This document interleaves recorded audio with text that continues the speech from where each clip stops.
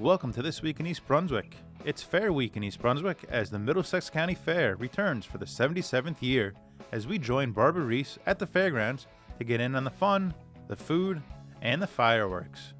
Then we sit down with East Brunswick-based artist Kevan Lunney as she prepares for an art exhibit at the Monmouth Museum on the campus of the Brookdale Community College in Lincroft, New Jersey.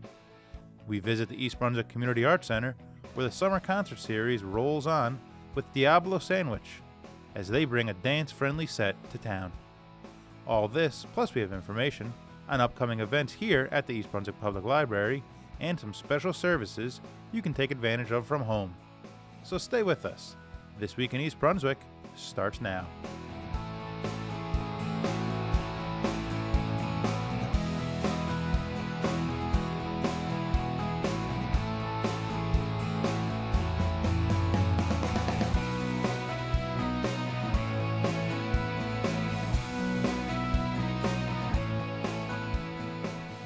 EBTV made it out to the 77th annual Middlesex County Fair. Barbara Reese was there to report. So tell us a little bit about the history of the fair. Why is this such a special fair to our county? Before I moved to this county in 1958, this was a highly agricultural state, the Garden State. Certainly Middlesex County was highly agricultural. When I moved to Monmouth Junction, all up and down the road was farms, full-time family farms, all the way from Kingston to Dayton or to Cranberry to Plainsboro to Franklin Park and so on. And the fact that this fair has been here, a whole lot of people gravitate, 4-H'ers, people whose grandparents were farmers, people who just want to know more about it, and we all just wind up here and kind of relive the past and also see how our food is produced at the same time. So I think it'll keep going. It's 77 years now. Certainly not like it was back then, but we're still here. This is the best fair in Jersey. It's better than the state fair. I don't care. The food, the atmosphere, the same people are here every year, so it's good to see them again. Like it's good to see you and my Peanut Man, and Feel at home. you feel at home. Yes, it's a very home, warm fair. It doesn't get too crowded. There's never been any wildness. It's just a good, fun day. We have a mega bracelet. We'll be back at least 3 times. One thing I like about the fair to tell everyone else about is that all the rides and all the food and the games, they all usually say the same. They always add new things to make it more fun, but they always have the same original thing. So next year you can always come back to do the thing that you love the most here. So I understand you're coming from Philadelphia. That's a pretty long way. Yep, it took a while to get here, some traffic, but we managed to make it out to the fair. And what brings you all this way? Well, my son Robert here, he was excited he heard about this fair through some of his friends, and he wanted to make it out here, and so we made the trip.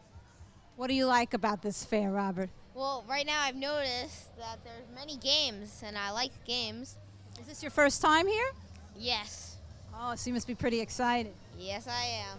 I like how there's so much rides and you can win prizes and you take them home. Especially the big prizes. They're awesome. I like this so much more, and my favorite one is the spinning wheel. Wow, do you go on that a lot? No, because this is the first day I ever win here. So no, I only been there on once. And do you like being here at the fair as well? Yeah. What do you like best about it? You get to win prizes either if you mess up, but you sometimes you still get prizes and you get other chances. And if someone who never went to the fair, what would you say to them why they should come? To go there just for fun, hang out. Well, as an East Brunswick local, I always love to come back here to reclaim my childhood. I think that's a must for any resident of the local area. Exactly, same here. Growing up in East Brunswick was just such a great experience. I just graduated from East Brunswick High School. And Congratulations. Thank you. Coming back year after year is just great. Now you won an award today. I did. Tell us a little more about that. I won Best in Show. I've been trying every year for that award, and I was really surprised today. I do plastic needlecraft, and it's a Christmas runner, and it was entered in the special category this year for the Winter Wonderland. So I'm really happy about that. What's the importance of the volunteers to this event? Well, it would be impossible to have it without them. And these are committed people that do it every year. They're proud of what they're doing. They're good at it. They get better and better. But it's in the heart. It's in what you're committed to. And the volunteers are all like that. So we want to thank them, treat them well, and encourage them and their kids to come on. We have 2 or 3 generations in some families. And I think that again, it's self-perpetuating. And without them, you couldn't have a fair. We've had people. One of the men at the opening ceremony tonight, whose daughter-in-law was named Volunteer of the Year, and whose wife recently retired as a trustee. He has been to all 77 opening ceremonies of the fair back to when he was 9 years old, and he's still with us. Roy Etz. So yeah, we have some people just wouldn't go away. Tell us a little bit of some of the exhibits here today at the fair. Okay, so we have our small animal tent. We have about 5 or 6 clubs that are exhibiting their animals. The kids raise their animals all year and learn about them, and this week they're exhibiting them. We also have a livestock tent, and there's one club called the Barnyard Kids that teaches livestock awareness. And we have our horses coming in tomorrow after the fireworks. We have a lot of different club displays, and then we have our leadership groups doing fundraising as well. Any interest can be a project area in 4-H. We have things from our traditional roots in agriculture to cooking, sewing, crafts. We have remote control cars, robotics, Indian culture, dancing, a little bit of everything. The kids look forward to this all year, not only because they get to show off what they did, but they get to be with their 4-H family. A lot of them get to stay overnight with the animals, so it's really a lot of fun for them. Our main goal is to promote the 4-H program, go out, do things like this, talk to people about why 4-H is important to people our age and people younger than us. And tell us a little bit about the dunk tank that we're here in front of today. The dunk tank's a lot of fun. It's 6 balls for $1. It raises money for the haunted house that we run here, and then the money from the haunted house then goes to Project Gift. That helps us buy presents for kids that are less fortunate than us. The experiences that 4-H has provided me with, not only at the county level, the state, national level, everything 4-H has done for me is something that I'm very happy that's happened to me, and I'm very proud to be a 4-H member. Now, for those who might be interested in joining 4-H, is there a website that they could look at? There's a website. They can sign up with any of the clubs here in our 4-H exhibit booth. They can sign up with a club, but it's www.middlesexcty4h.com. And all the clubs are there. They're welcome to come visit our website. We thank you for what you do here for the fair. It makes it wonderful every year. Thanks, Barbara. Appreciate it. God bless. God, all people are watching, listening, hope you come out. God bless. This is Barbara Reese reporting for This Week in East Brunswick. We hope you've enjoyed your time here with us at the Middlesex County Fair, and we hope you can join us for the remainder of the fair. The fair stays here in East Brunswick until Sunday.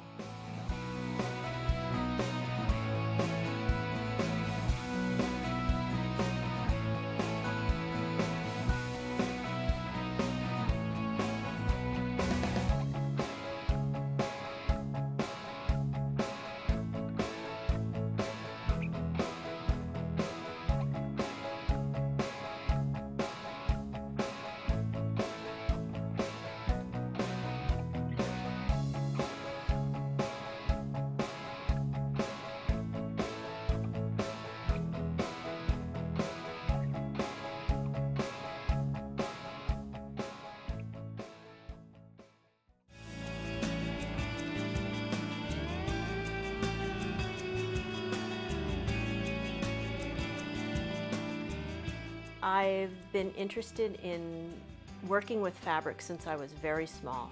My mom and my grandmother and my big sister sewed their own clothes. They made clothes for me, and so I emulated them and started sewing. I went to school my first year of college for fine art and then continued at FIT to become a fashion designer. I worked in the industry for a few years doing sleepwear. Then when I had kids, I started making baby quilts, you know, just like my grandmother did. And then when they got older, I said, gee, you know, I used to think of myself as an artist. What am I doing making traditional baby quilts? I should be expressing myself you know, and my art through fabric, because I always have. So I started exploring different ways to manipulate fabric to make art quilts, and the art quilt kind of thing was going strong. So then it was 10 years ago that I heard this radio program about ancient artifacts being buried in Egypt, and they were discovered, and that set off what I would say my archaeology series and my whole trajectory that's happening today with what I'm interested in. I use fabric, stitch, and paint, and metal leaf, and I've done a little bit of sculpting with safety pins, brass safety pins. Currently, I have 2 pieces in the Please Touch exhibit at the Monmouth Museum in Lincroft, New Jersey. It's on the property of the Brookdale Community Campus, and that is because it's a Please Touch sculpture exhibit. I have the linen vessel, and I have a horse that I made out of safety pins, and it's completely solid safety pins, one joined to the next with no other way of attaching them. So to tell you a little bit about my process, I use 100% linen. It's a decorator weight linen. It's got a nice heavy weave that reminds me of antique textiles. And then I will spray paint the background an antique bronze color, and stencil. I cut my own stencils, and then I stencil lines on it so that I use those as a guide for sewing. Then I free motion machine stitch along the lines, and it's essentially scribbling with the machine, stitching one direction, and then to fill it in a little bit thicker, I stitch back over it the other direction, then I drop down a line and continue stitching. Now this free motion machine stitching means that I have lowered the feed dogs or the grippers on the machine so that the machine is no longer pulling the fabric through the machine like traditionally. And because there's nothing feeding the fabric through the machine, I move the fabric freely underneath the foot. And so it's like drawing freehand instead of sewing. I use a heavier weight black thread to give me some dimension, because after I do the stitching process, I go over this with paint, and then I attach a metal leaf to the surface and make it very dimensional, reflective, and I want those stitches to be able to hold up to the other layers. So I just start stitching and filling in, and when one line is done, I drop down to the next line, I stitch one direction, back the other direction, and I keep going.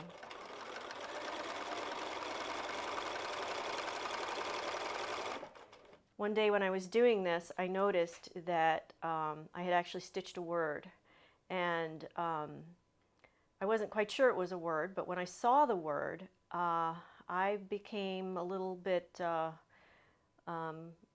aware that maybe in the meditative process of doing the stitching that words were appearing, that maybe subconsciously, you know, something was on my mind. And sure enough, in that one piece, and it was one of the first pieces I did, 3 words appeared, and it was war, no more, and promise. I guess that's 4 words. But it turned out that I was listening to the news all afternoon, and it was, you know, about the war and losses, and it was very depressing. So I started to make it a point to see if words were appearing in my work and where my head was at, and I started using those words to be the title for the work. I think the creative process happens much the same with a lot of artists, and because our brains are just like little computers, you get all this input and all this input, and then the input starts connecting to other things and making patterns.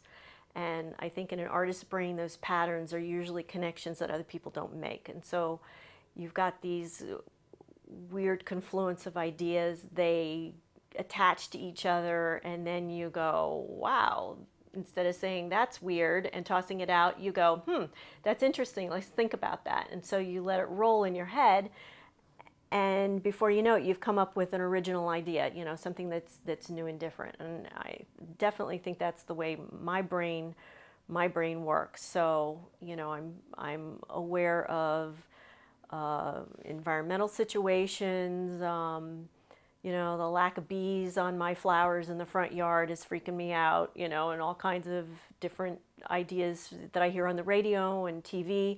You don't have to look too far, you know, we're bombarded with these things all the time. And then it kind of, it comes out in your work, you know, all those things you really care about, you dream about at night, and that's how it happens. I'd like to invite everyone out to see my first solo show at the Monmouth Museum. It's on the Brookdale Community Campus property in Lincroft, New Jersey. And the dates of the opening are August 14th, and it runs till September 13th. And I'm giving a gallery talk about my work on September 2nd from 7 to 8 p.m.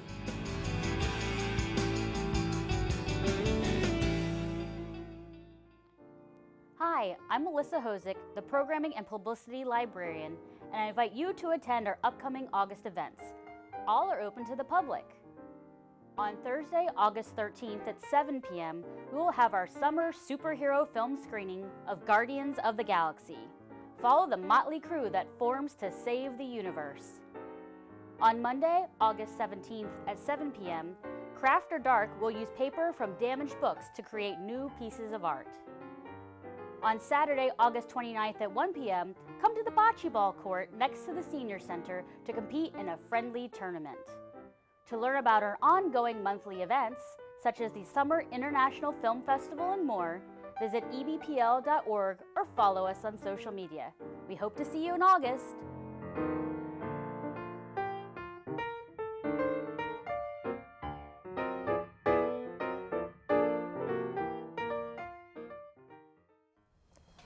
Hello, I'm Karen Parry, Manager of Information Services at the library.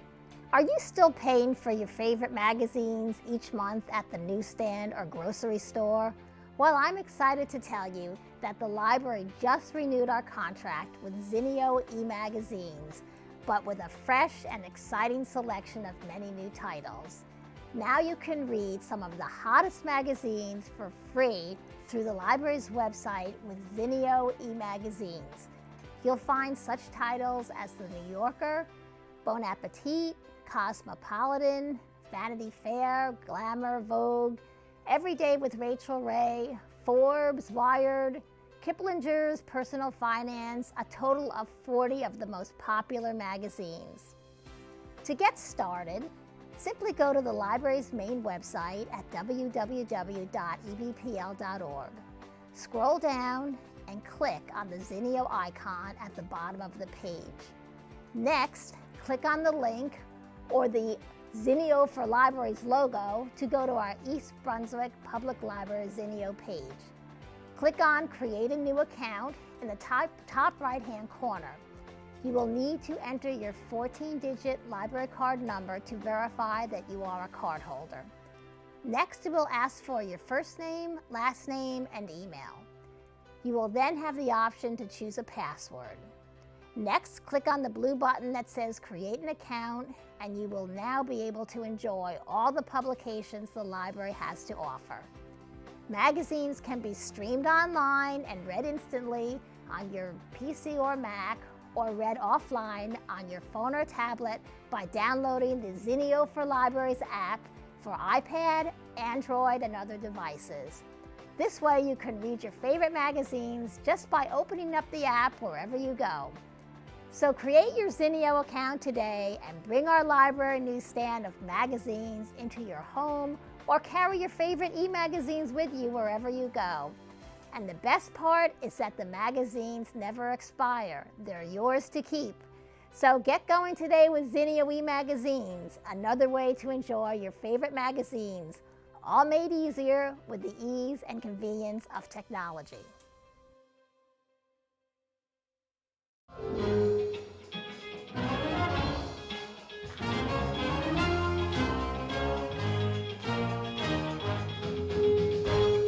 My name name's Billy. I'm a singer of Diablo Sandwich Band, and this is Karen. I'm also a singer for the Diablo Sandwich Band. And we are at the Community Arts Center in East Brunswick.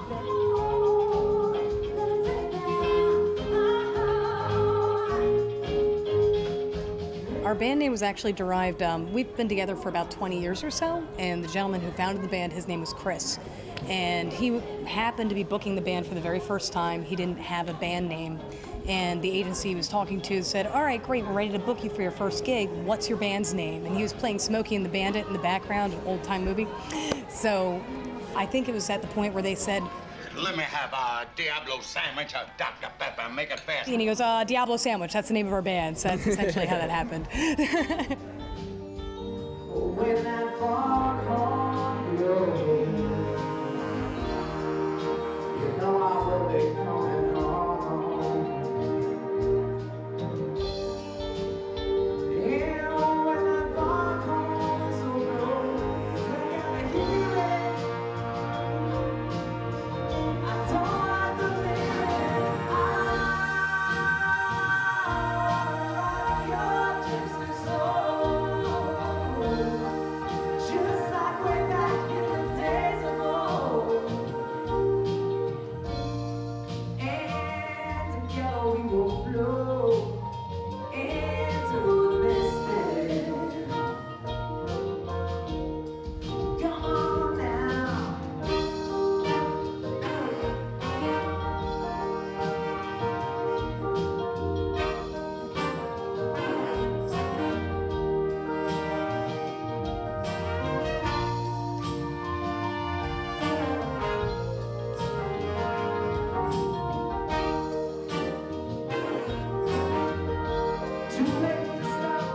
We're based out of central New Jersey. We have some of us are down in Mount Holly. I'm from North Brunswick. Billy's from Mount Holly. Mount Holly area. So we kind of expand around the central New Jersey area.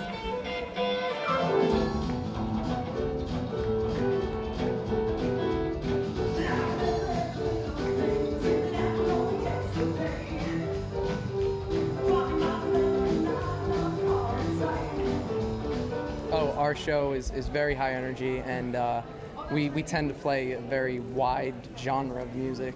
We do anything from disco to hits from today, a little bit of rock, not too much rock, but try to keep it dancey. We do a lot of wedding performances, so we'll do anything from Frank Sinatra to Aretha Franklin to Lady Gaga to Taylor Swift.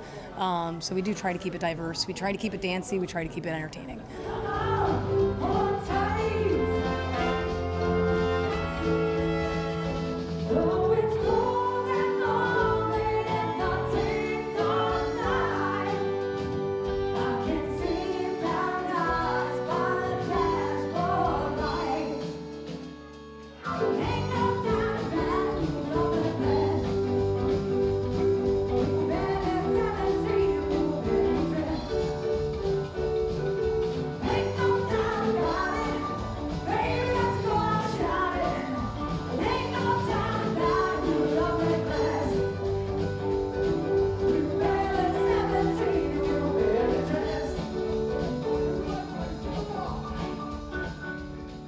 If you want more information, you can find us at diablosandwich.com. We're also on Facebook under Diablo Sandwich Band. So you can find all of our shows coming up on either page, Facebook, or our webpage. YouTube as well. We do have some YouTube videos out there as well.